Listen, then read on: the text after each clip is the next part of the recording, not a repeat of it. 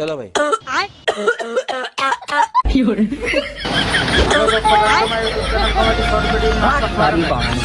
अबे साले पापा बाहर उसाला। अबे वो सब छोड़, पहले ही बताओ हमारे जेब से बीड़ी बंडल कौन गायब की? अरे वही तो हम तुमको बता रही, तुम्हारा बीड़ी बंडल वही चुराया वीडियो था। अच्छा वो लगे बाहर तो मरा लाइक जा करना, रहा कमेंट करना, है। शेयर करना दोस्तों। वीडियो को लास्ट तक देखना दोस्तों, बहुत मजा आने वाला है।